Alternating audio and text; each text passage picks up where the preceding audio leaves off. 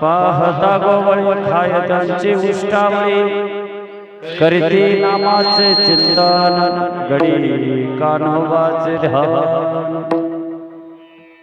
आली धावे डाई धावे वळत्या मागे गाई करीते नामाचे चिंतन गडी कान्होबाचे ध्यान एके ठाई काला तुका म्हणे भाविकाला करीते नामाचे चिंतन गडी कान्होबाचे ध्यान विठ्ठला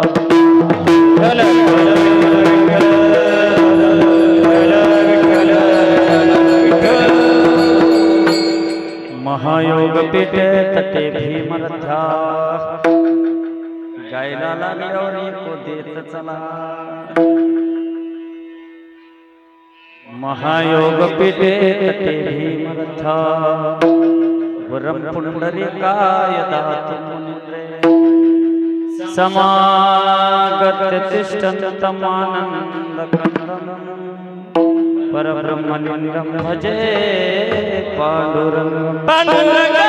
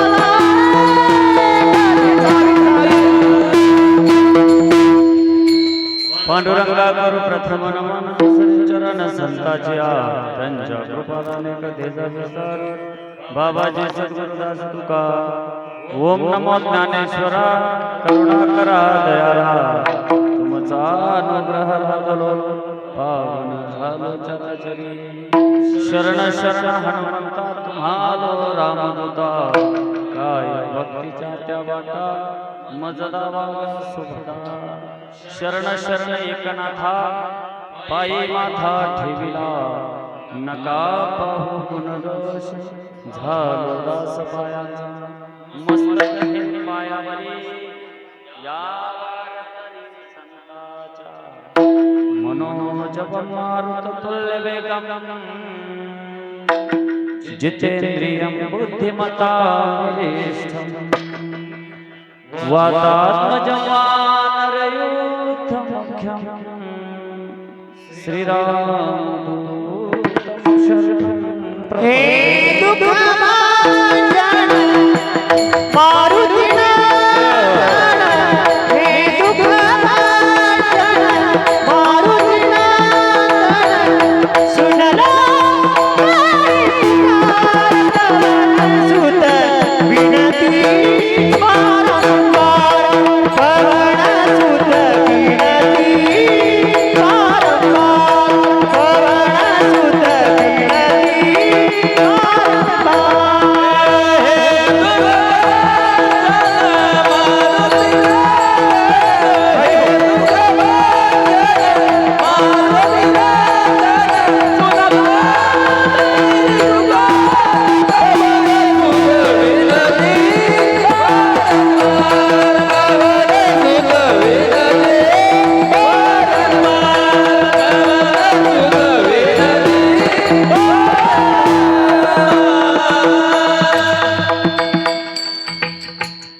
पाहता गोवळी खाय त्यांची उष्ठावळी करीते नामाचे चिंतन गडी कान्होबाचे ध्यान प्रस्तुत प्राप्त स्थळी प्राप्त प्रसंगी कीर्तन रूपी सेवे करता निवडलेला अभंग देहुनिवासी देहूचे सुप्रसिद्ध साधू जगद्गुरु तुकोबराय यांचा चार चरणाचा अभंग कालापर प्रकरणात अतिशय सोपा, म्हणायलाही सोपा, समजायलाही सोपा आणि अर्थालाही सोपा. विठ्ठला विठ्ठल विठ्ठल विठ्ठल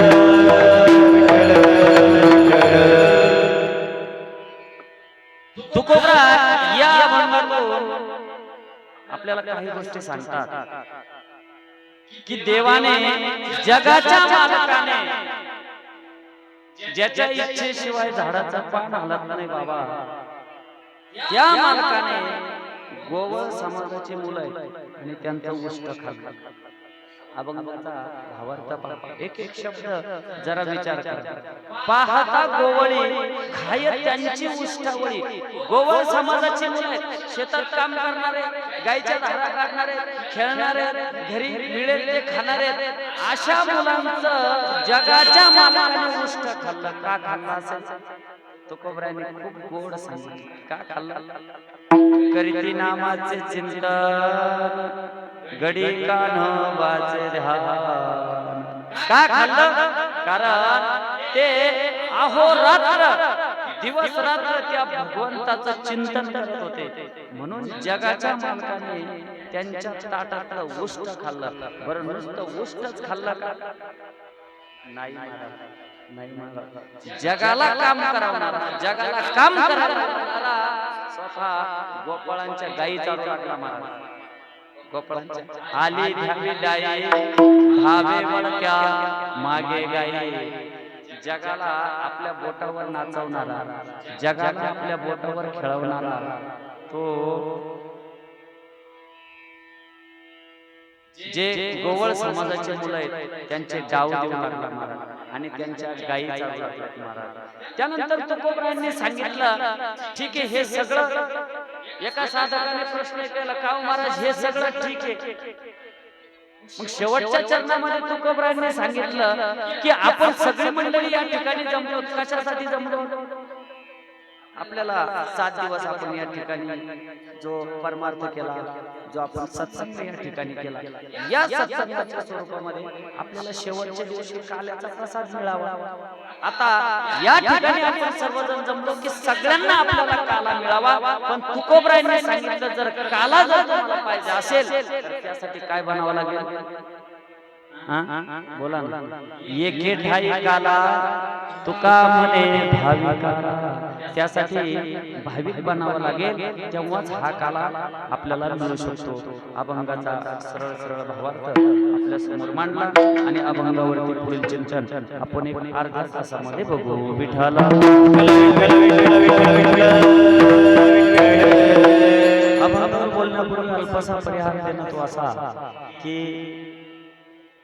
सालाबादप्रमाणे चालू असलेला आपला हा अखंड हरिनाम सप्ताह आणि या सप्ताहातील काल्याची कीर्तनरूपी सेवा माझ्यासारख्या पामराच्या वाट्याला सर्वांनी भरभरून या कार्यक्रमासाठी आनंद घेतला. ज्या दिवशी पहिल्याच दिवशी आम्ही इथे आलो, जवळपास 20-25 महिला या ठिकाणी हे ग्राउंड स्वच्छ करत होत्या. सप्ताह तसा महिलांचा आहे, सप्ताह तसा महिलांचा आहे, पण या सप्ताहामध्ये पुरुष सुद्धा खूप मोठ्या प्रमाणात सहभागी आणि पुरुष मंडळी सुद्धा या सप्ताहात खूप मोलाचं योगदान करत असेल. ज्यामध्ये आमचे सरोदे साहेब असतील, अमोल भाऊ असतील, जेजूरकर साहेब असतील. कुठे जेजूरकर साहेब आले? जेजूरकर साहेब असतील, गणेश भाऊ असतील, पाटील साहेब असतील, चव्हाण भाऊ असतील. आता सगळ्यांचे नाव घेणं शक्य नाही आणि कुणाचं राहिलं तर मग नाराज. एक सांगू तुम्हाला, एक सांगू, आता आजचा शेवटचा दिवस आपला काल्याचा दिवस आहे. मला बऱ्याचशा ठिकाणाहून असं ऐकायला आलं की सप्ताह करणारे सप्ताह करतात, आमच्याकडे येत नाही, आम्हाला विचारत नाही. अनेक ठिकाणून आल्यावर मला कंप्लेंट. पण एक सांगू तुम्हाला, हे परमार्थिक कार्य इथं निमंत्रणाची वाट बघू नका मला. आणि जे सप्ताह करतायत ना एकच करा, त्यांच्या खांद्याला खांदा लावून सहकार्य करा. निमंत्रणाची वाट बघू नका. का वाट बघू नका माहिती का? कारण हे कार्य कोणाच्या एकट्याचं घरचं नाही, हे कार्य तुमच्या आमच्या सगळ्यांचं कार्य आहे. कोणी सप्ताहातला एखादा माणूस आपल्या घरी यावं आणि आपल्याला म्हणावं चला ना कीर्तनाला, याची वाटच बघू नका. शास्त्राने सांगितलंय की कुठे जावं आणि कुठे जाऊ नये. महाराज जिथं निमंत्रण नाही तिथं उगीच पैठणी घालून जाऊ नका ना लग्न कार्यामध्ये. अहो इथं परमार्थिक कार्य आहे, इथं निमंत्रणाची का वाट पाहता महाराज? हेच ठिकाण असं आहे महाराज, हे ठिकाण असं आहे की इथे बोलावण्याची गरज पडू नये, इथं निमंत्रणाची गरज पडू नये. मी सगळ्यांना हात जोडून विनंती करतो, जर सप्ताह चालू ठेवायचा असेल तर मनामध्ये कुठल्याही मतभेद ठेवू नका. एका वेळेला मतभेद असतील तर चालेल, पण मनभेद तर बिलकुल ठेवू नका. कारण मतभेदावरती आपण काहीतरी उपचार करू शकतो, पण जर मनभेद जर झाले ना मग त्याच्यावरती उपकार नाही. म्हणून सगळ्यांनी या सप्ताहाला सहकार्य करा.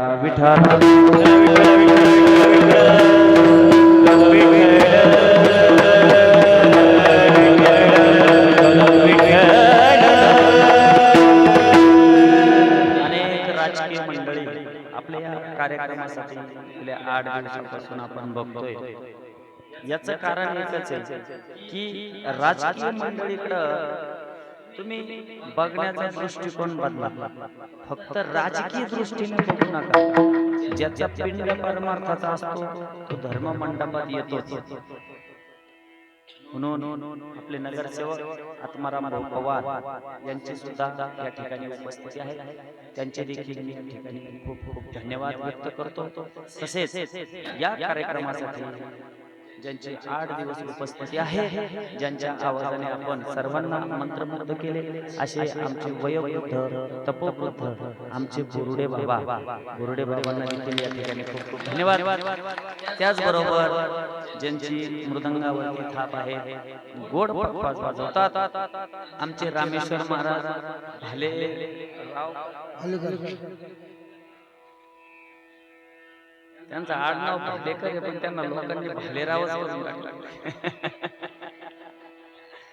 मी रूम मध्ये सांगितलं महाराज मला लोकांनी भालेरावच केलं. काय काय काय मला अर्थ एकच होतो, भालेकर आणि भालेराव. आमचे रामेश्वर महाराज भालेकर गोड वाजवतात, एकदा जोरदार टाळ्या वाजवा त्यांच्यासाठी. आणि ज्यांचं गायन गेल्या 8 दिवसापासून आपण ऐकताय, ज्यांच्या कंठामध्ये साक्षात सरस्वती वास करते, असे आमचे दीपक महाराज राजगुरू. वा गोड गातात दीपक महाराजांना देखील या ठिकाणी खूप खूप धन्यवाद.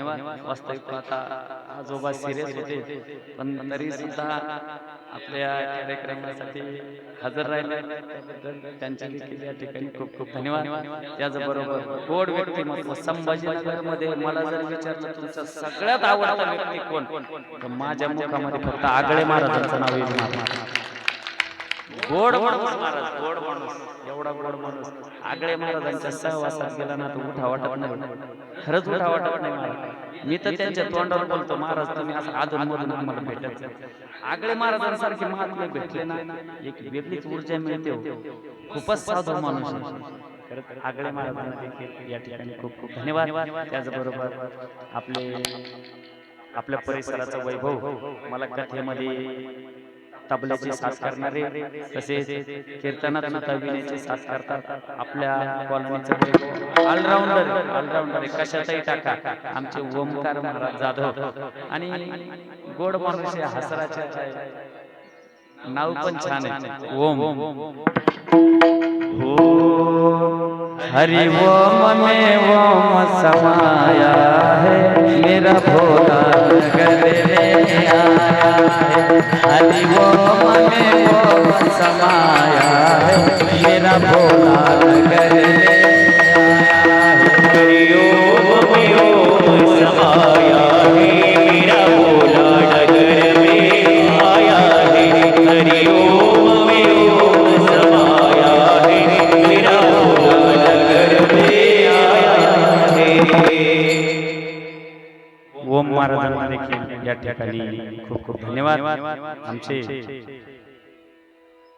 नवीनच ऍडमिशन झालेले आता जुने झाले ते अनुभवाला आमचे सौरभ महाराज असे नवीन नवतरुण परमार्थामध्ये गरज आहे महाराज यांची खरी गरज यांची लोक म्हणतात परमार्थ म्हातारपणी करू ऐका बरं लोक म्हणतात परमार्थ म्हातारपणी करू नये अशा मी मताचं नाही बाबा म्हातारपणी जरूर करा पण माझा प्रश्न आहे म्हातारपण येईलच हे कशावरून माणसाचा क्षणाचा भरोसा नाही ना महाराज आपण बघतोय कालच आम्ही सोबत पोहे खाल्ले आणि आज निरोप आला बाबा गेले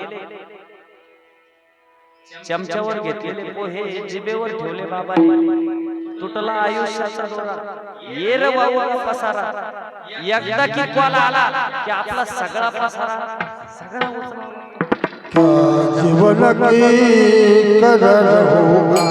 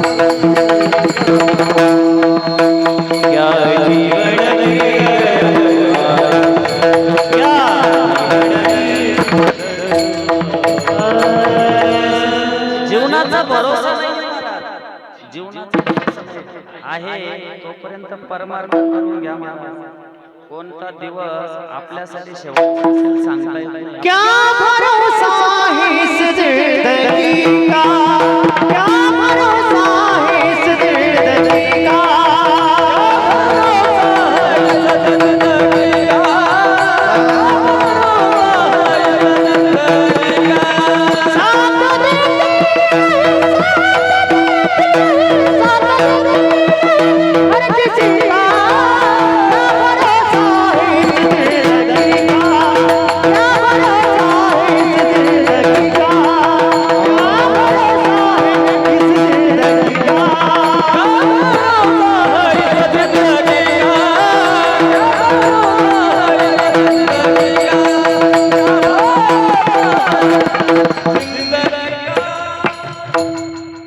एक सांगू तुम्हाला इकडे लक्ष द्या एक सांगू तुम्हाला किती भारी शावर बांधा महाराज किती भारी शावर बांधा आणि त्याचा क्वाली उद्या महाराज त्या शावर खाली आंघोळ नाही घालणार शेवटची आंघोळ दारातच आहे म्हणणार नाही की यांनी एवढा भारी शावर बांधला आता शेवटची आंघोळ यांची शावर खाली नाही नाही अरे ज्यांना तुम्ही आयुष्यभर जीव लावला ना हे जाणार शेवटी तेच जाणार महाराज भरोसा नाही महाराज म्हणून आहे तोपर्यंत परमार्थ करून घ्या महाराज रामकालीन युगामध्ये सगळेच रामाचं काम करत होते महाराज आपण भाग्यवान आहे कलियुगामध्ये आपल्याला त्या प्रभू रामचंद्राचं काम करायला मिळतं महाराज विठाला त्याचबरोबर ज्यांनी आपलं संपूर्ण आयुष्य परमार्थामध्ये व्यतीत केलंय संपूर्ण आयुष्य आणि ज्यांचं माझ्यावर नितांत प्रेम आहे भागवत कथा करता राम कथा करता संत कथा करता आणि कुठलंही कीर्तन सांगा पहिल्या दिवसापासून 8व्या दिवसापर्यंत प्रत्येक कार्यक्रमामध्ये आणि मनामध्ये कुठलाही अहंकार नाही महाराज किंवा कुठलाही मोठेपणा नाही महाराज आता माझ्यासारख्या पामराच्या कीर्तनकाराला ज्यांची विशेष उपस्थिती महाराज आमचे गुरुवर्य बापूराव महाराज लोंढे जोरदार टाळ्या वाजवा महाराजांसाठी महाराज देखील या ठिकाणी आहेत महाराजांचे खूप खूप धन्यवाद त्याचबरोबर दामलेतही 2 दिवस आल्या आणि आजच दिसलं दामले ताईला देखील या ठिकाणी खूप खूप धन्यवाद. सर्व मंडळींचे या ठिकाणी खूप खूप धन्यवाद. आमचे विनेकरी महाराज, विनेकरी महाराजांना देखील या ठिकाणी खूप खूप धन्यवाद. सप्ताह कमिटीला या ठिकाणी खूप खूप धन्यवाद. सर्वांना या ठिकाणी खूप खूप धन्यवाद. आणि अभंगाला सुरुवात. विठाला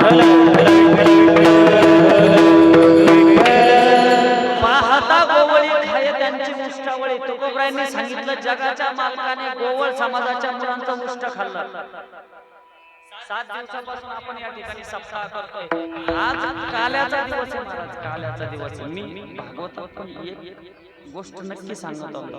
आपण भागवत कथा ऐकतोय, आपण कीर्तन ऐकतोय, आपण अनेक कथा ऐकतोय, पण त्या कथेमागचा हेतू आपण कधी समजून घेत नाही. आपण होळी साजरी करतो, आपण दीपावली साजरी करतो, आपण रंगपंचमी साजरी करतो, भक्ती करतो, आपण भक्ती करत नाही अशातला भाग नाही महाराज.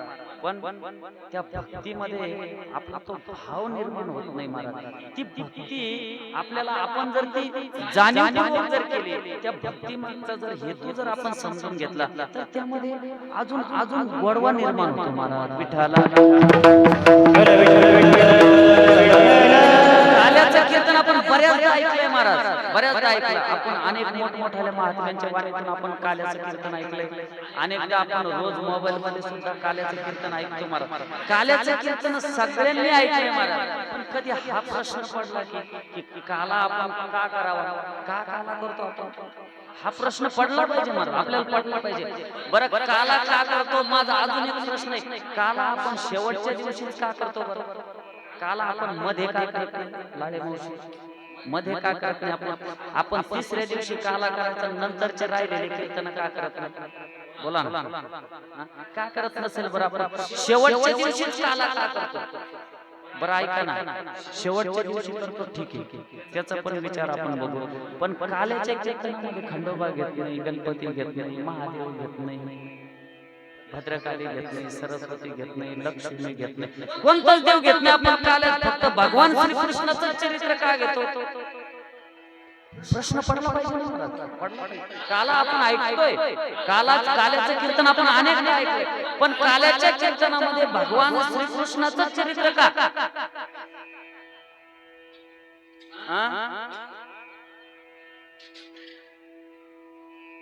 कृष्ण, तुमचं उत्तर 100% बरोबर.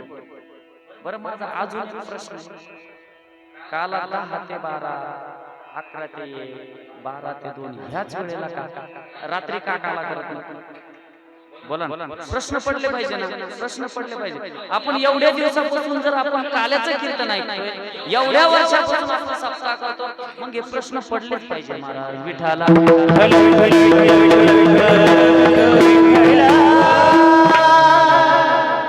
काल्याचं कीर्तन शेवटीच का मला हे तुम्हाला सांगायचं महाराज. काला या शब्दाचा अर्थ आहे परिपूर्णता, परिपूर्णता. काला केला म्हणजे त्या कार्यक्रमाला परिपूर्णता, कार्यक्रम परिपूर्ण झाला महाराज. सप्ताह किती दिवसाचा असू द्या, सप्ताह 3 दिवसाचा असू द्या, सप्ताह 5 दिवसाचा असू द्या, सप्ताह 8 दिवसाचा असू द्या, किंवा सप्ताह 1 महिन्याचा असू द्या. थोडं लक्षपूर्वक ऐका, मी फक्त अर्धा तास बोलणार. सप्ताह कितीही दिवसाचा असू द्या, पण जर काला केला नाही, काल्याचं कीर्तन जर केलं नाही, त्या कार्यक्रमाला, त्या सप्ताहाला परिपूर्णता येते. म्हणून काला म्हणजे परिपूर्णता. विठाला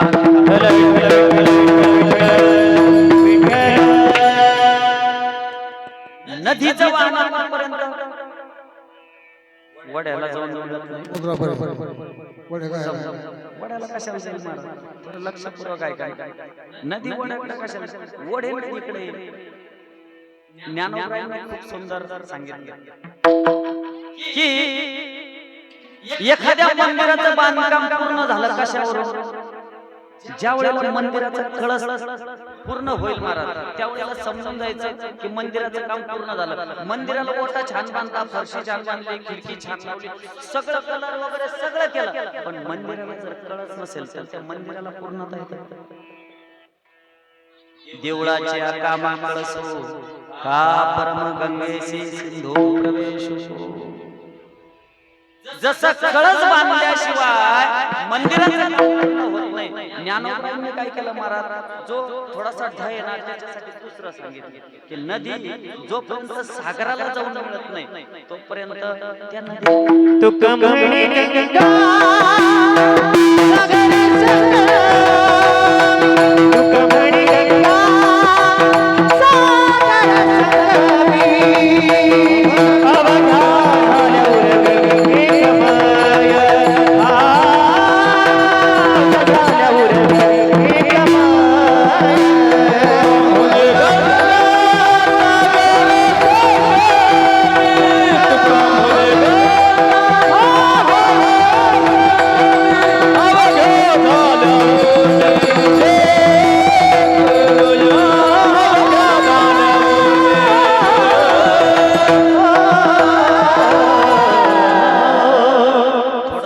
करून सांगतो तुम्हाला म्हणजे तुमच्या लक्षात येईल. पूर्वी जिल्हा परिषदच्या शाळा होत्या, अजून पण आहे, पण आता लोक श्रीमंत झाले नाही का, जमिनीला भाव वाढले, प्लॉटिंगचे भाव वाढले. आता जिल्हा परिषद कोणी टाकीत नाही महाराज, सगळे आता मोठमोठ्या प्रायव्हेट स्कूल मध्ये टाकतात मुलांना. पूर्वी जिल्हा परिषदच्या शाळा असायच्या महाराज आणि त्या शाळेमध्ये शिक्षक राहायचे. हे रामेश्वर महाराज सारखा काळा कोट राहायचा शिक्षकांना. त्यावेळेला शिक्षक म्हटले की पोरं असे सळसळ सांगत होते मला. पूर्वी धाक होता महाराज शिक्षकांचा, पूर्वी धाक होता शिक्षकांचा. बरं, पूर्वीच्या शिक्षकाच्या अंगात काळा कोट राहायचा, दिसायला ते कसे राहायचे महाराज, काळेच राहायचे महाराज. पण ऐका ना, शिक्षक लोक वरून काळे होते महाराज, पण त्यांचं अंतःकरण कसं होतं, त्यांचं अंतःकरण गोरं होतं महाराज. अंतःकरण त्यांना असं वाटत होतं की आपला विद्यार्थी घडला पाहिजे, विद्यार्थ्यांना काहीतरी आलं पाहिजे. ते विद्यार्थ्यांना मारत होते महाराज. आता जर विद्यार्थ्यांना मारला ना, शिक्षकाची खैर ठेवत नाही महाराज, लय अवघड आहे महाराज. एकदा काय झालं महाराज, एका मुलाने सुट्टी मारली शाळेमध्ये, 15 दिवस सुट्टी मारली आणि आजोबा आणि नातू संध्याकाळच्या वेळेला चालले महाराज फिरायला. असं फिरत फिरत चालले. आता तिकडून नाही का तो जिल्हा परिषदचा शिक्षक आला महाराज. जसा तो शिक्षक आला त्यावेळेला शिक्षकांचा लय दरारा होता महाराज. आता आजोबा काय म्हटले, अरे तू लप लवकर, तू पटकन लप, तुझे शिक्षक येऊ लागले. तो नातू म्हणतो आजोबाला, मी नाही, पहिले तुम्ही लपा पटकन. आजोबांना सांगितलं मी का लपू, म्हणे मी माझ्या शिक्षकांना सांगितलं की माझे आजोबा वारले म्हणून. विठाला पूर्वीच्या शिक्षकांचा एक दरारा वेगळाच होता महाराज. त्या शाळेमध्ये आपल्या स्वामी समर्थ नगरचा एक बाळू नावाचा विद्यार्थी होता महाराज. शाळेत काही येत नव्हतं, पण सप्त्यात यायचा महाराज. सप्त्यात आला का तो चैन बसत नव्हता. तो असा कधी दीपक महाराजांजवळ येऊन उभा राहायचा, म्हणजे त्याला आवड होती महाराज. कधी तो रामेश्वर महाराज जवळ जाऊन बसायचा, कधी तो आमच्या बोरुडे बाबांजवळ जाऊन बसायचा. त्याला याच्यात डोकं चालत होतं महाराज, पण शाळेत त्याला काही येत नव्हतं महाराज. मी का सांगतोय की नदीचं वाहन कुठपर्यंत, जोपर्यंत ती समुद्राला जाऊन मिळत नाही तोपर्यंत. मला हे सांगायचं की काला शेवटीच का करावा, मला याच्या कीर्तनकार कुठे फिरू द्या, तुम्ही तुमचा खुंटा सोडायचा नाही. विठाला आता त्या गुरुजींनी 50 विद्यार्थ्यांचा वर्ग होता. गुरुजींना प्रश्न विचारला, सांगा गोदावरी नदीचा उगम कुठून झाला. 49 विद्यार्थ्याला उत्तर आलं नाही, पण जो 50वा स्वामी समर्थ नगरचा जो बाळू नावाचा विद्यार्थी होता ना, त्याला झगरे साहेब पहिल्यांदाच उत्तर आलं. हात वरती केला महाराज, त्याने हात वरती केला. जसा बाळूने हात वरती केला, शिक्षकांनी सांगितलं शाबाश बाळू, आज पहिल्यांदा बाळू उत्तर देऊ लागला.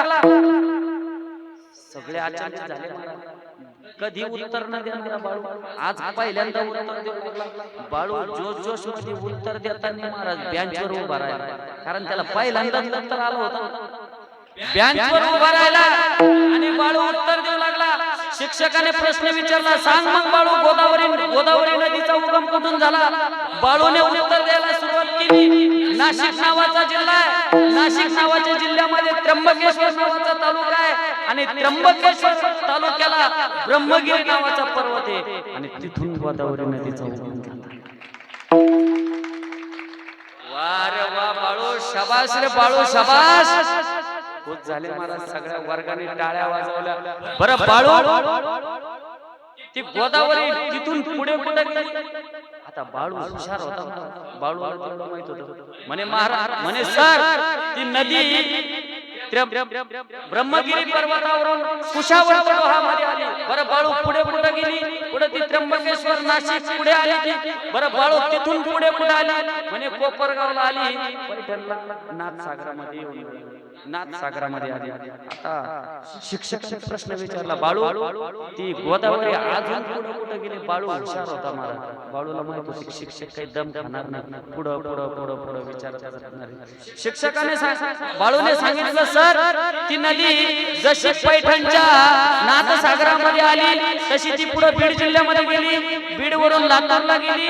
लातूर वरून नांदेडला गेली. नांदेड वरून ती आंध्राला गेली आणि सप्तमुखाने ती तेलंगणामध्ये जाऊन समुद्राला मिळाली. आता गुरुजीने विचारलं मला बाळू ती नदी समुद्रातून पुढं कुठं गेली. समुद्रातून पुढं कुठं गेली. बाळूने सांगितलं सर आता ती समुद्रातून तुमच्या डोंबल्या मला सांगा ती नदी समुद्राला जाऊन मिळाली. तिचं वाहन तिला पूर्णतः मिळाली. आता ती समुद्रातून पुढं कुठं जाईल महाराज. तसं काल्याचं कीर्तन झालं की आपल्या कार्यक्रमाला पूर्णतः मिळाली महाराज. विठ्ठला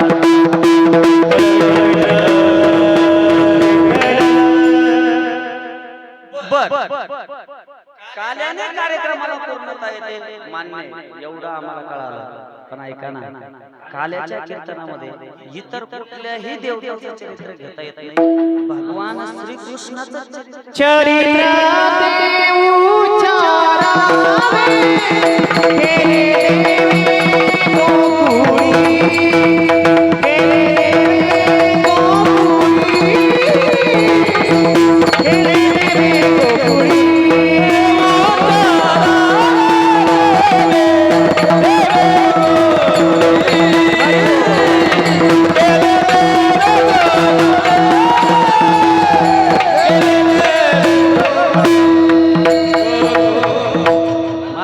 चरणावर मी येणार आहे. पण काल्याच्या कीर्तनामध्ये हे भगवान श्रीकृष्णाचं चरित्र का इतर देवतांचं का नाही. कारण भगवान श्रीकृष्ण जो आहे ना तो परिपूर्णतम आहे. परिपूर्णतम कसा परिपूर्णतम आहे सांगू.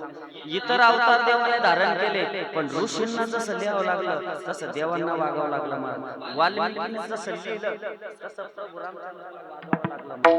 बोलला बालिका कैसा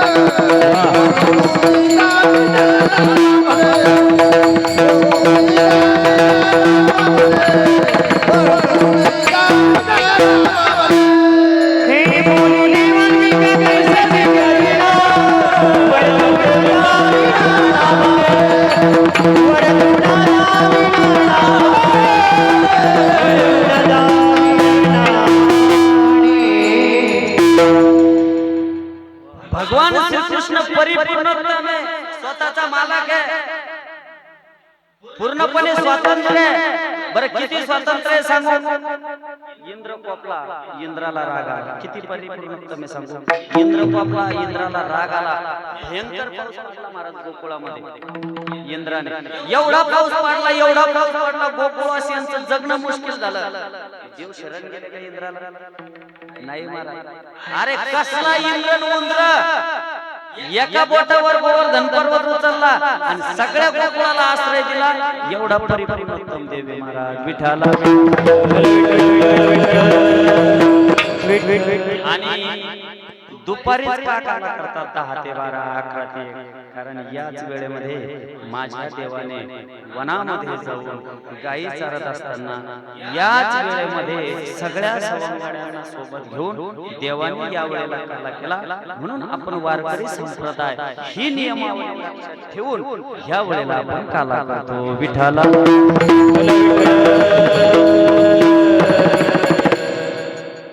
आणि चरित्रच का उच्चार करावा. चरित्र ते उच्चारावे केले देवे गोकुळे. काल्याच्या कीर्तनात जर चरित्राचा उच्चार नसेल झाला मग ते कीर्तन कसं महाराज. बरं नुसता उच्चार करायचा सांगितला आचार नाही करायचा सांगितलं. आचार जर करायला गेलो तर मार खाऊन घरी आल्याशिवाय आचार नाही करायचा सांगितलं, फक्त उच्चार करायचा सांगितलं. त्याची बरोबरी आपण करू शकत नाही ना महाराज. त्याला 16,108 होत्या सुदर्शन महाराज. आमचे युवा कीर्तनकार सुदर्शन महाराज ज्यांचं पहिल्या दिवशी या ठिकाणी कीर्तन सेवा झाली, त्याला 16,108 होत्या महाराज. आपल्या एकीतच फसोड्या उघड्या पडल्या महाराज. काय थोडे हाले का सांगा ना तुम्ही. बाहेर आहे म्हणून बरं आहे आपल्याला. पहिल्या वर्षी चंद्रमुखी, दुसऱ्या वर्षी सूर्यमुखी, तिसऱ्या वर्षी ज्वालामुखी, चौथ्या वर्षी तू भी दुखी. विठाला त्याने 12 अग्नी डाव केला होता महाराज. आपण बिडीच्या चटक्याने उड्या मारतो महाराज. आपण त्याची बरोबरी करू शकत नाही म्हणून कृष्णाने जे केलं ते करू नये महाराज. जे सांगितलं ते करावं. प्रभू रामचंद्राने जे केलं ते करावं महाराज. विठाला विठाला आपण सजवतो त्याच्यामध्ये अनेक पदार्थ आपल्याला पाहायला मिळतात. हरिनामाचा खिचडी काला, अनेक पदार्थ आपल्याला, अनेक पदार्थांचं एकत्रीकरण आपण काला करतो. त्याच्यामध्ये आपण प्रामुख्याने दही बघतो, दूध बघतो, अनेक लाही बघतो, अनेक पदार्थाचं एकत्रीकरण करून आपण त्या ठिकाणी काला करतो. पण आता प्रत्येक गोष्टी मागे शास्त्र आहे, एवढा आपल्याला सांगायला वेळ नाही. आपण लगेच चरित्रावरती येणार आहे की ज्याचा आपल्याला चरित्र सांगायचं आहे तो भगवान कसा आहे. तुकोबरायांनी पहिल्या चरणामध्ये सांगितलं.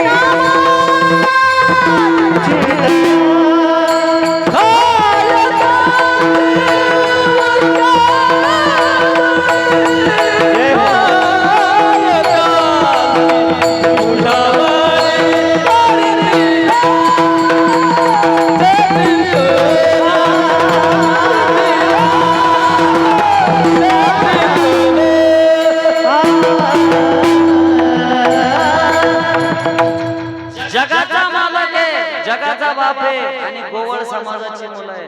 देव त्यांचं उष्ट खातो महाराज. उष्ट खातो, त्यांच्या ताटातलं खातो. कसं खातो सांगतो, थोडं लक्ष देऊन ऐका. 10 मिनिटांमध्ये आपल्याला संपवायचं.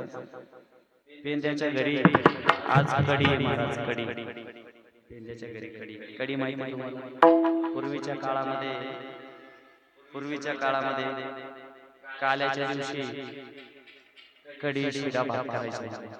आणि काय कडी असायची, जास्त मसाला राहत नव्हता महाराज. पण या हरिनामाचा ध्वनी त्या कढीमध्ये जात होता महाराज. आणि अलगच त्याचा एक सुगंध सगळीकडे पसरत होता महाराज. आज पेंद्याच्या घरी कढी महाराज. आणि पूर्वीच्या ज्या भाज्या होत्या महाराज, पूर्वीच्या भाज्या असं जुने लोक सांगतात की असा सुगंध यायचा त्या भाज्यांचा, पूर्ण गल्लीमध्ये वास यायचा भाजीचा. त्या वासास त्या सुगंधावरून कळायचं कुणाच्या घरी कोणती भाजी म्हणून. आज पेंद्याच्या घरी कढी आहे महाराज. आणि असा सुगंध सुटला गल्लीमध्ये त्या कढीचा महाराज. पेंद्या बाहेर खेळत होता. खेळता पेंद्याने काय केलं महाराज, घरी गेला पेंद्या आणि आईकडे गेला. आई खूप भूक लागली काय मला, आई मला खूप भूक लागली. आईने सांगितलं पेंद्या कढी पिली म्हणे, तू कढी पी म्हणे. महाराज पेंद्याने कढी घेतली, आणि पेंद्याने एक घोट कडीचा तिला मारला. जसा एक घोट तिला मारला पेंद्याने कडीचा, आई वा काय छान कडी झाली, काय सुंदर कडी झाली, काय टेस्टेड कडी झाली. मनातल्या मनात म्हणू लागला, माझ्या कृष्णाला किती आवडेल ही कडी, माझ्या कानाला किती आवडेल ही कडी. पण ऐका ना, पेंद्याच्या आईचं आणि यशोदेचं 2 दिवसापूर्वीच कडाक्याचं भांडण झालं होतं. आणि पेंद्याच्या आईला कृष्ण तर बिलकुल आवडत नव्हता. पेंद्याला माहित होतं की आई काही करेल, कृष्णाला काही कडी देणार नाही. आता पेंद्याला वाटलं काय करावं. पेंद्या आईला घुमवू लागला, आई काय तुझ्या हाताला चव आहे, आई काय छान कडी आहे, आई खूपच टेस्टेड कडी आहे, आई. आई म्हणते पेंद्या घुमवू नको, मला माहिती आहे तुला तुझ्या मित्राला कडी घेऊन जायची असेल, पण मी काही कडी देणार नाही पेंद्या, मी तुला कडी देणार नाही. मग आई मला तर देशील नाही तर पेंद्या तुला जेवढी लागेल तेवढी देते, पण इथं देते, तुला सोबत देणार नाही. एक सांगू महाराज, माणसाचा मित्र दुःखात आठवतो, दुःखात आठवतो. मित्राची आठवण सुखात झाली पाहिजे महाराज, दुःखात तर कुणी आठवतं महाराज.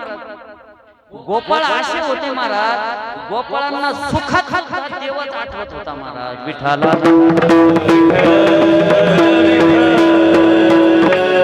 आता पेंद्याने विचार केला, कडी तर एवढी टेस्टेड झाली, मी का सांगतोय, जगाच्या बापाने गोपाळांचं उष्ट खाल्लं, मी यावर सांगतोय. पेंद्याने विचार केला, देवाला तर कडी घेऊन जायची, आई तर कडी देत नाहीये, आई इथंच देते, काय प्यायची ती पी, मग देवाला घेऊन कशी जायची. मग पेंद्याने एक युक्ती रचली महाराज. आईला सांगितलं, आई तू मला इथं कडी देणार आहे ना, ठीक आहे, मग मला एक तांब्या भरून इथं कडी. पेंद्याने एक तांब्या भरून कडी दिली. पेंद्याने काय केलं माहिती, पेंद्याने इथं असा एक सेंट्रल लॉक टाकला, असं एक सेंट्रल लॉक टाकला, लॉक टाकला आणि अख्खा तांब्या पूर्ण गच्च भरवला, पूर्ण गच्च भरवला. आणि ज्याला अर्जंट जायचं असतं, ज्याला गिऱ्हाईक भेटतात महाराज, पेंद्याचं तोंड असं. आणि गोपाळ आवाज देऊ लागले, अरे पेंद्या कुठं चालला, अरे पेंद्या कुठं चालला. पेंद्या पळत सुटला महाराज, पळत सुटला. पेंद्या बोलत पण नाहीये, पेंद्या थांबत सुद्धा नाहीये, आणि पेंद्या कोणालाच काही म्हणत नाही. आणि पेंद्याचे गाल कसे फुगले, सगळी कडीच भरली. देव भिंतीला हात देऊन उभा होते. आता पेंद्याला तर बोलता येत नव्हतं महाराज, पेंद्याने देवाला हाताने खुणावलं, देवा हा देव जाणता चतुरात शिरोमणी गुरुला मुलांचे खाली मुकुट सकळा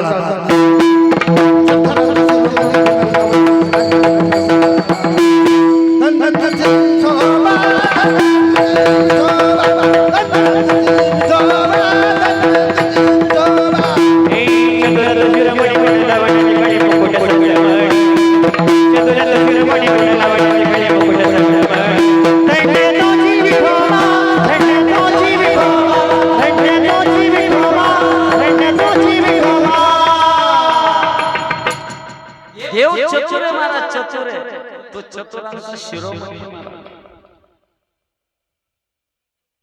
देवाने पेंद्याचा भाव जाणला महाराज, की पेंद्याने मुखामध्ये काय भरून आणलं म्हणून. कारण देव जाणता, देव जाणता, तो जाणताय महाराज, तो सगळ्यांच्या अंतःकरणातलं जाणतो महाराज.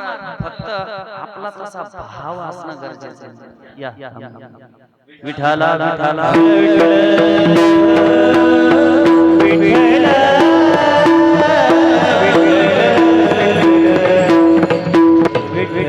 देव जाणताय महाराज, देव जाणताय. त्याने पेंद्याच्या अंतःकरणातला भाव जाणला, की एवढी कडी टेस्टेड झाली, एवढी कडी टेस्टेड झाली. माझ्या मित्राच्या आईने माझ्या मित्राला मला देण्यासाठी कडी दिली नाही, माझ्या मित्राने त्याबाबत काय केलं, तोंडात कडी भरून आणली. आणि पेंद्या देवाला खुणू लागला, देवा तोंड हा करा. महाराज ऐका ना, जसं देवाने तोंड हा केलं, पेंद्याने स्वतःचं तोंड घेतलं, देवाच्या मुखाला लावलं, आणि तोंडात भरून आणलेली सगळीच्या सगळी कडी देवाच्या मुखात टाकून दिली.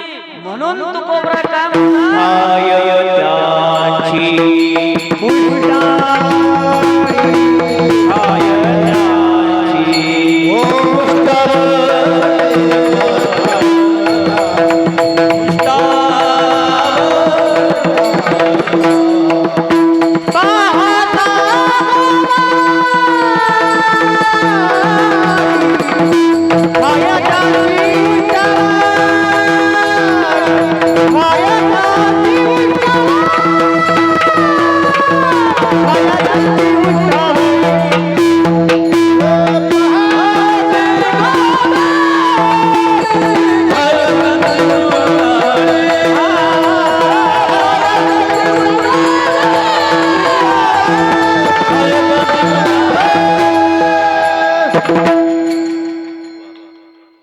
देवाने गोपाळांचं उष्ट खाल्लं महाराज. ज्या वेळेला गोपाळांचं उष्ट खाल्लं ना महाराज, ब्रह्मदेवाला मोह झाला महाराज.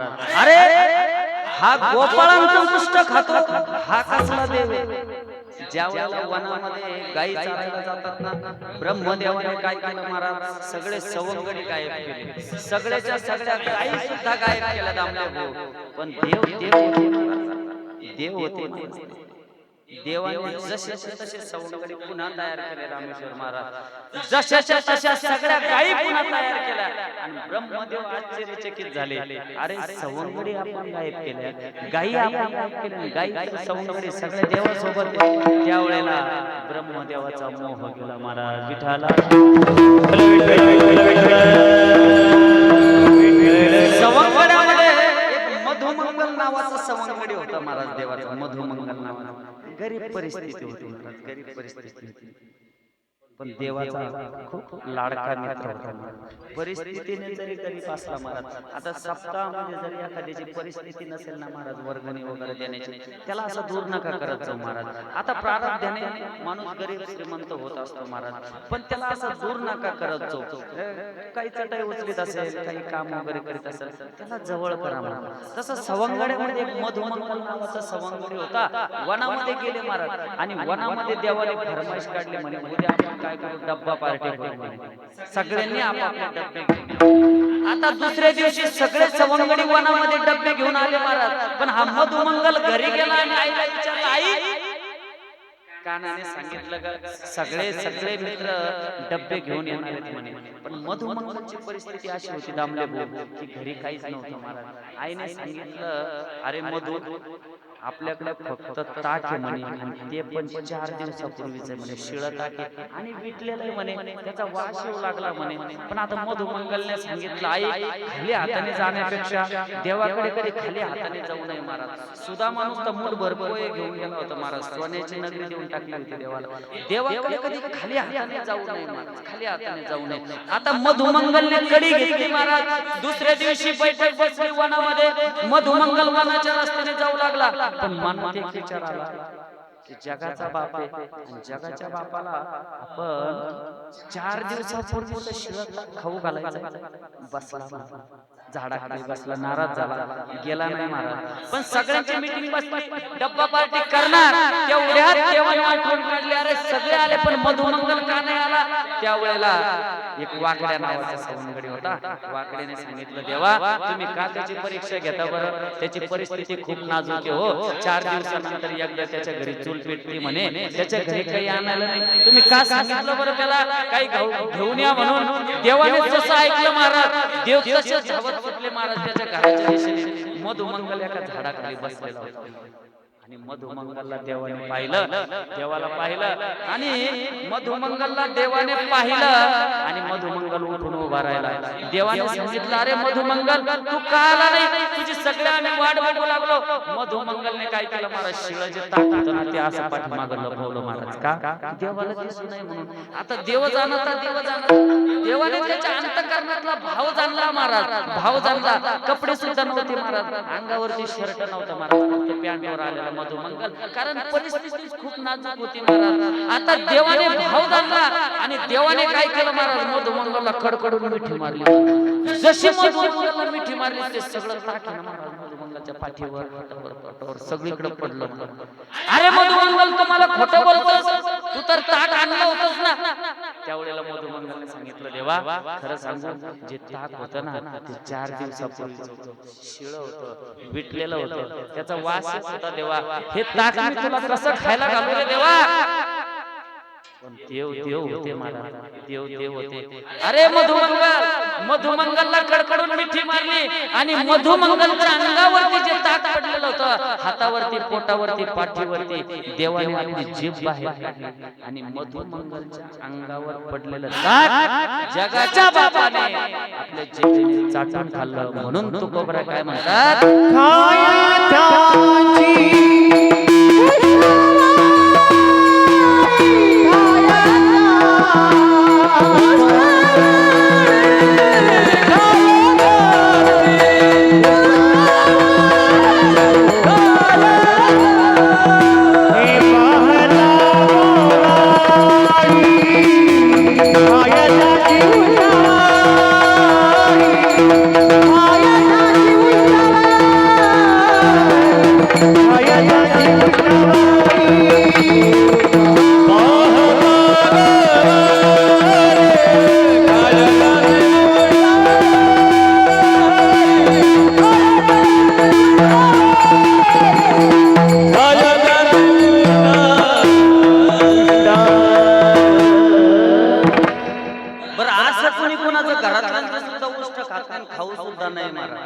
खाऊ सुद्धा नाही पण जगाच्या मालकाने गोपाळांचं उष्ट खाल्लं का खाल्लं असेल माहिती का खाल्लं असेल जगाच्या मालकाने तुकोबरा सांगतात की जगाच्या मालकाने जी गोवळ समाजाची मुलं होती त्यांचं उष्ट खाल्लं त्याचं एकच कारण होतं तुकोबराने अभंगाच्या दुसऱ्या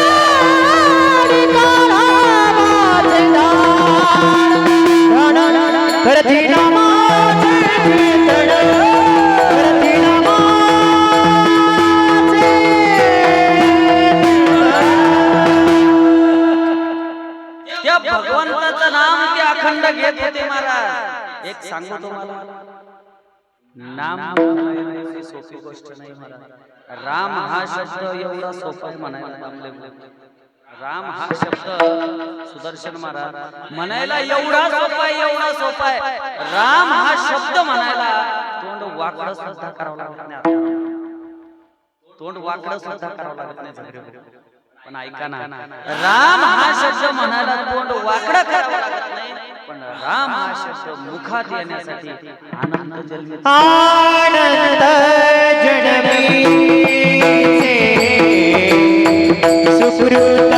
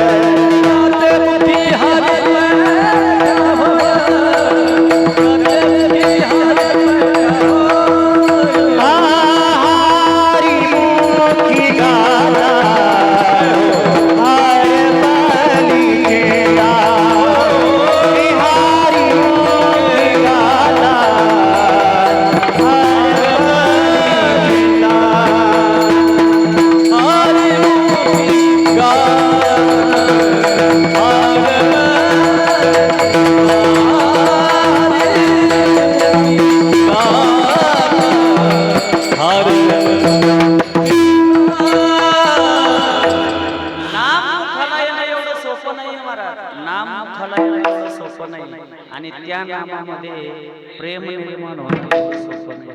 नुसतं नाम मुखाला येऊन चालत नाही महाराज, त्या नामामध्ये प्रेम पण निर्माण होणं गरजेचं आहे महाराज. तुकोबराच्या रस्त्याने जात होते, तो रस्ता विठ्ठल विठ्ठल म्हणत होता महाराज. ज्या जनाबाईच्या गौऱ्या विठ्ठल विठ्ठल म्हणत होत्या महाराज. आमच्या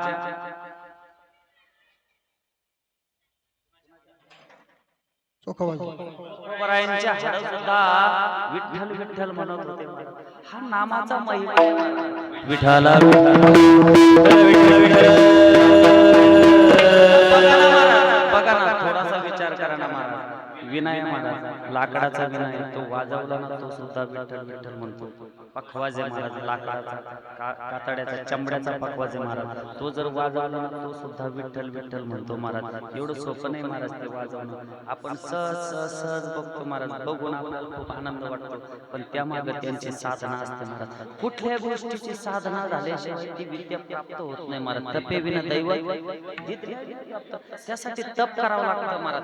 एवढं सोपं नाही महाराज. साक्षात अमृतंग बोलतो महाराज. बघायचं तुम्हाला कसं बोलतो, बघायचं.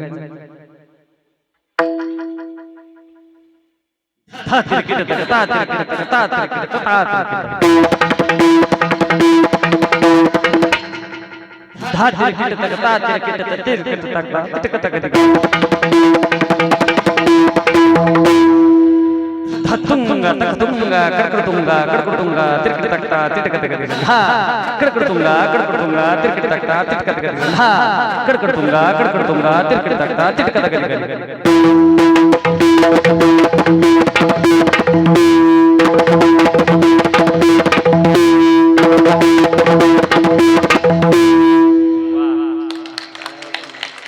त्यासाठी तप करावं लागतं महाराज, साधना करावी लागते. आता ते बोल महाराज तोंडाने सुद्धा म्हणता येत नाही, व्यवस्थित तोंडाने सुद्धा म्हणता येत नाही. ते पखवाजातून ते आवाज काढतात महाराज. लोकांना तोंडाने गाता येत नाही महाराज. आमचे दीपक महाराज नाकातून गाते महाराज. आपण पाहिलं नाकाने गातात महाराज. हे एवढं सोपं नाहीये महाराज, एवढं सोपं नाही महाराज. त्यासाठी तप करावं लागतं महाराज, तप करावं लागतं, साधना करावी लागते महाराज. आता हे टाळ बघा ना महाराज, टाळ, काशाचे टाळ एकमेकांवरती जर आदळले तर ते सुद्धा विठ्ठल विठ्ठल म्हणते महाराज. टाळकरी विठ्ठल विठ्ठल म्हणतात, विनेकरी विठ्ठल विठ्ठल म्हणतात. पण ऐका ना, शोकांतिका ही आपले तोंड विठ्ठल विठ्ठल म्हणत नाही. विठ्ठला विठ्ठल विठ्ठल विठ्ठल विठ्ठल.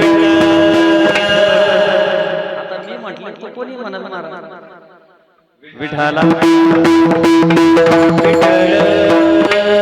देवकी मिळून 7 कन्या, कंसाची चुलत बहीण आहे देवकी, आणि कंसाने आपल्या बहिणीचा विवाह ठरवला. कुणाशी? बाहुबलीचे मित्र आहे वसुदेव. वसुदेवाशी विवाह ठरवला आपल्या बहिणीचा. थाटामाटात विवाह सोहळा साजरा केला, विवाह सोहळा साजरा केला आणि वरात काढली महाराज. भव्य दिव्य अशी वरात काढली. वरात आईन भर चौकात आली आणि आनंदाच्या कार्यामध्ये दामले एक दुःखाचं विरजन पडलं. एक आकाशवाणी झाली, अरे मूर्ख कंसा, ज्या बहिणीचा तू एवढ्या थाटामाटात विवाह सोहळा साजरा करतोय, तिच्याच पोटी येणारा 8वा पुत्र तुझा वैरी म्हणून जन्माला येणार आहे. कशी झाली आकाशवाणी?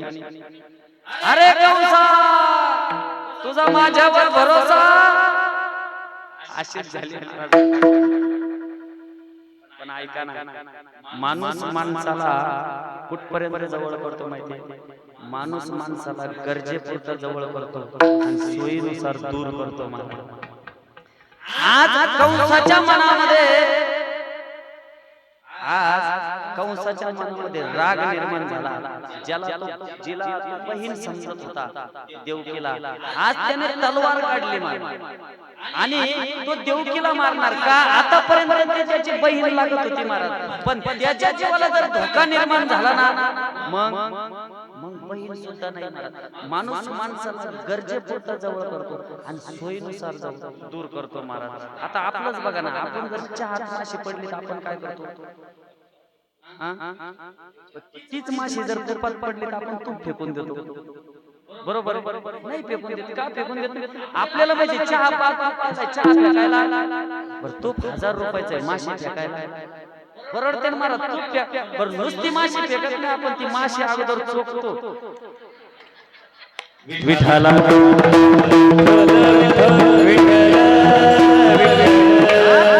आज कंसाच्या वृत्तीत बदल झाला महाराज माझ्या जीवाला धोका आहे ना मग इलाज ठेवायचं नाही तलवार काढली घेऊन या महाराज तलवार काढले मारणार तेवढ्यात वसुदेव आडवे आले जे हुशार लोक असतात ना त्यांना माहित असतं आलेलं संकट जर मिटत नसेल ना रामेश्वर महाराज त्याला लांबवलं तरी चालतं का लांबवायचं माहितीये माणसाचा स्वभाव आहे रामेश्वर महाराज माणसाचा राग जास्त काळ राहत नसतो राग जास्त काळ राहत नसतो बघा तुम्ही ज्या दिवशी एखाद्याचे भांडण होते ना झगडे दोन चार दिवसांनी विचारा दोघं काय म्हणतात झाला आमच्या पण त्या दिवशी काय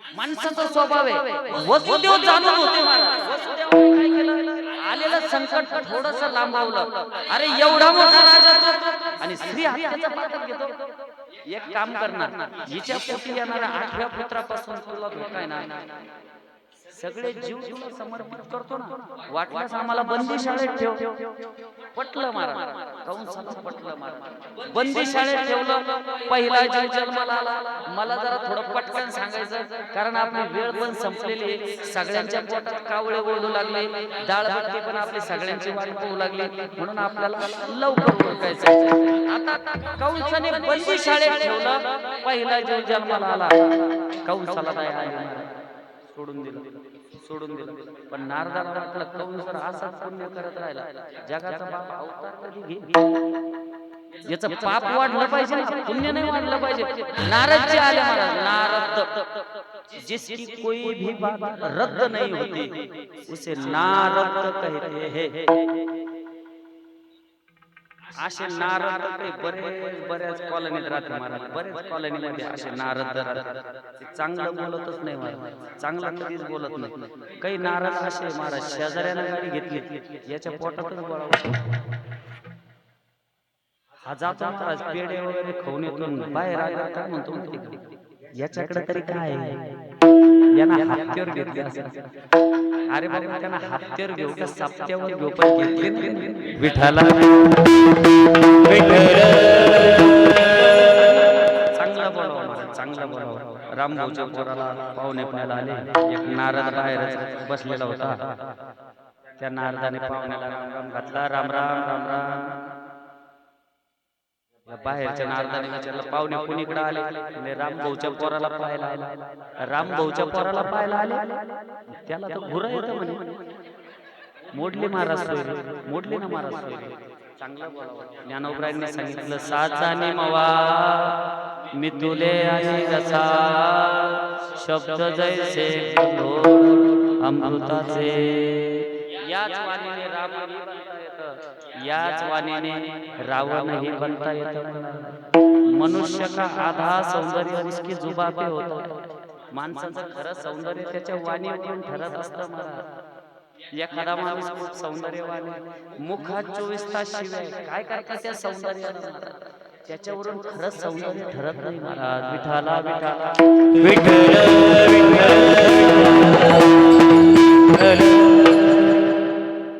नारदाने 8 रेषा ओढल्या इकडनं मोजला हा 8वा भरतो इकडनं मोजला हा 8वा भरतो कंसाने 6 मुलांना मारून टाकला महाराज 7वा गर्भ योगी मायेने रोहिणी पुत्राच्या गर्भामध्ये पळवला ज्या वेळेला देवकी मातेला 8व्यांदा गर्भधारण झाले बंदीशाळेमध्ये लंका प्रकाश पडला देवकी मातेच्या चेहऱ्यावर अत्यंत तेज होता उत्साह होता आणि कुठलाही भय देवकी मातेच्या चेहऱ्यावर आता राहिलेला नव्हता आणि साक्षात 8 वर्षाचे चतुर्भुज स्वरूपामध्ये भगवान अवतरित झाले आणि वसुदेव देवकीला दर्शन केलं वसुदेव देवकीने देवाला नमस्कार केला पण देवकीने प्रश्न केला देवा तुम्ही आमच्या पोटी जन्माला यावं म्हणून आम्ही तप केलं आणि तुम्ही जर 8 वर्षाचे होऊन जन्माला आलात तुम्हाला मनचा पुत्र कोण म्हणे देवाने सांगितलं या मी छोटा होणार आहे पण त्या अगोदर मला तुम्हाला काही सांगायचंय म्हणे काय सांगायचं देवाने सांगितलं मला इथं ठेव नंदाच्या घराला मजडी गोकुळाला नंदाच्या घराला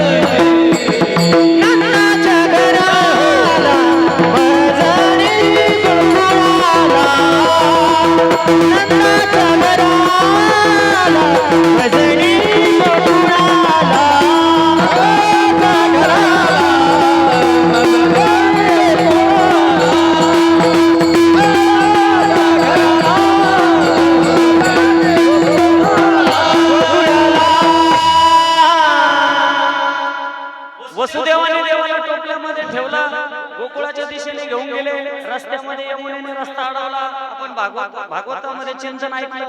त्यानंतर ज्या वेळेला देव गोकुळात जाऊन पोहोचले, वसुदेव महाराज योगमायेला सोबत घेऊन आले.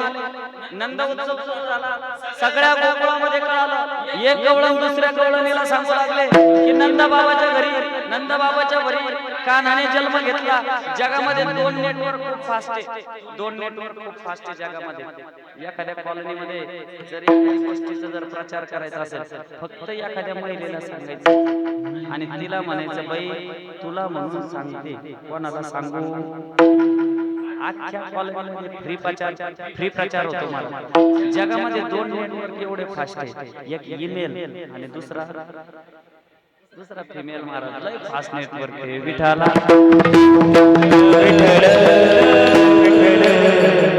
गोकुळामध्ये नंद उत्सव सुरू झाला. सगळ्या गोपिका सगळं गोकुळ नंद बाबाच्या घरासमोर जमा झालं. महाराज लोण्याचे गोळे एकमेकांच्या अंगावरती फेकू लागले. सगळ्या गवळणी देवाला बघायला जाऊ लागल्या. महाराज एक एक गवळण आतमध्ये जाऊ लागली, देवाला बघू लागले. बाहेरच्या गवळणींनी विचारावं, का तुला कसा दिसला तो देव? काही गवळणींनी सांगितलं, खरं सांगू तो मला सावळा दिसला. दुसरी गवळण गेली, दुसऱ्या गवळणीला विचारलं, का ग तुला कसा दिसला तो देव? म्हणे खरं सांगू त्याला पाहिल्या पाहिला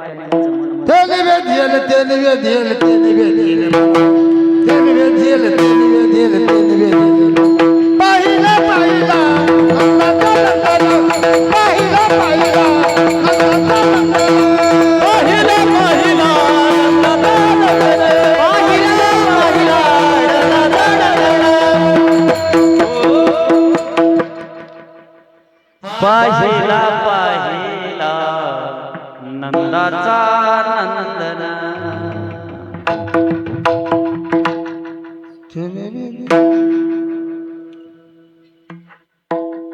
काय चालू पाहिला.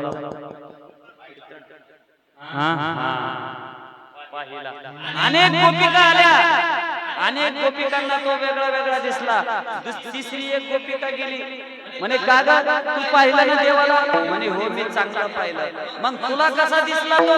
त्या गोपिकेने सांगितलं, खरं सांगू त्याला पाहिल्या मी माझं कुळ गोत्र यादी कुळ माझे गेले हरपुनी. मी भानावर सुद्धा राहिले नाही. सगळ्या गोपिकांना तो वेगळा प्रकारचा दिसला. आता देव हळूहळू मोठे होऊ लागले आणि देवांना मित्र कंपनी तयार झाली. आता देवाला लवकर आपल्याला मोठं करावं लागेल. आणि जर देवाच्या बाललीला सांगत गेलो तर सप्ताह आपल्याला 2-4 दिवस वाढवावा लागेल. देव हळूहळू मोठे झाले आणि देवाला आता मित्र कंपनी तयार झाली. महाराज एखादा श्रीमंताचा जर मुलगा असला ना, त्याला मित्र बनवायची गरज पडत नाही. झगडे त्याला ऑटोमॅटिक मित्र तयार होतात. का?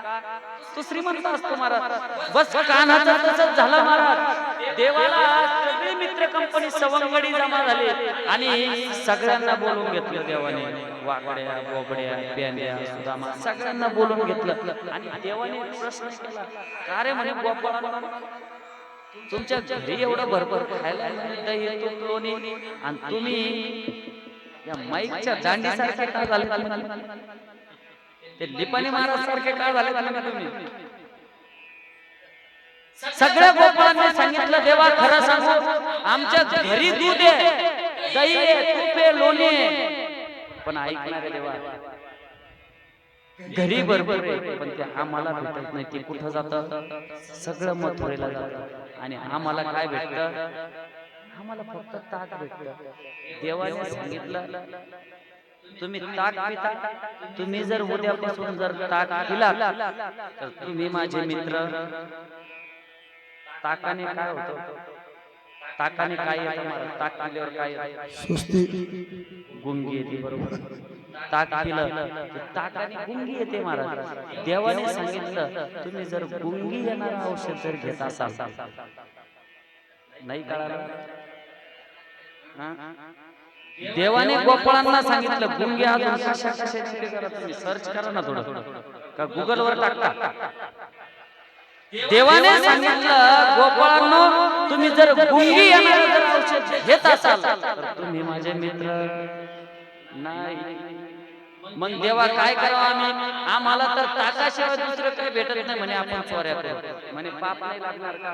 म्हणे भागवतात अशी एक ओवी म्हणे, ती जर वाचली पापच लागत नाही. एका महिलेने ऐकलं महाराज 12 वेळेस भागवत वाचून काढलं म्हणे, महाराज अशी कुठे ओवीच नाही भागवतात. म्हणलं तर अशी कुठे ओवी राहत असते का भागवतात? पाप पाप आहे ना म्हटलं, पाप पाप आहे ना. देवाने सांगितलं चोरी करायची, पण जे गोकुळामध्ये मुबलक आहे फक्त त्याची चोरी करायची. ठरलं महाराज, सगळ्यांचं ठरलं. काय ठरलं? आता गहू पेरायचं आमचं तर तेच ठरलेलं. आता थंडी थोडी कमी झालेली म्हणून थांबलो. हे ठरलं होतं नाही महाराज? ठरलं महाराज, चोऱ्या करायच्या. आता देवाने पहिली चोरी घरीच केली महाराज.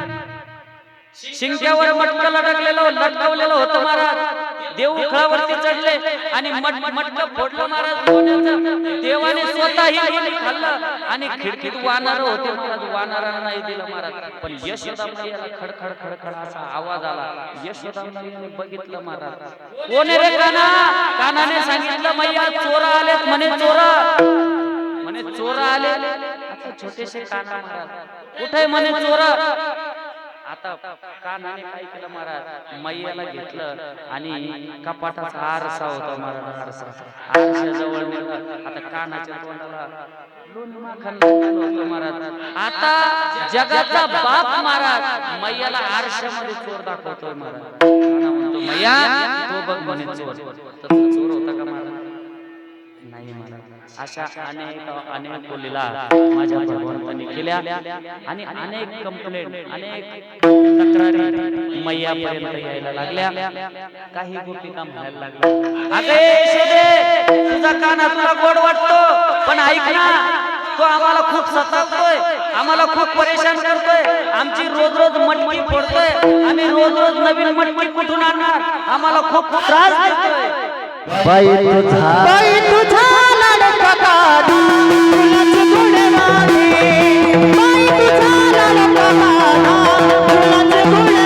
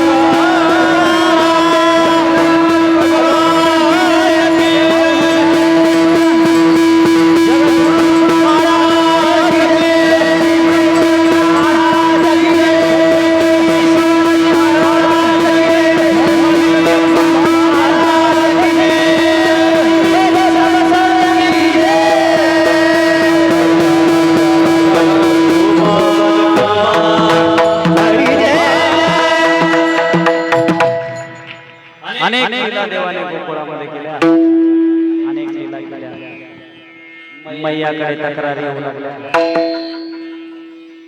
मैया थकली. कानाला खूप समजावून सांगितलं पण कानाच्या कोड्या थांबत नव्हत्या. अनेक खोड्या देवाने केल्या. शेवटी कंटाळून मैया म्हणली "तू गाई घे, बासरी घे आणि कुठे जा." अरे तुम्ही गाया घेऊन सारे गोपाळ रानात या. तुम्ही गाया घेऊन सारे गोपाळ रानात या. गोपाळ रानात या. गोपाळ रानात या, या, या. अरे तुम्ही गाया घेऊन सारे गोपाळ रानात या, या, या. अरे तुम्ही गाया घेऊन सारे गोपाळ रानात या.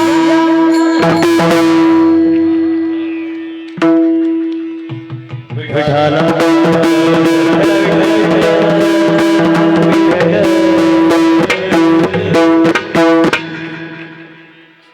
आणि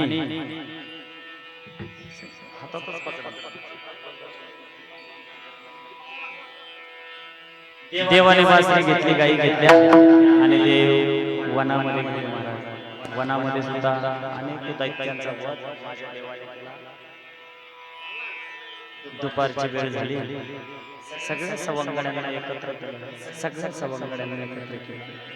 सगळ्यांची शिदोरी माझ्या देवाने एकत्र केली आणि सगळ्या शिदोऱ्यांना एकत्र करून माझ्या देवाने याच वेळेला याच दिवशी या ठिकाणी माझ्या भगवंताने काला केला.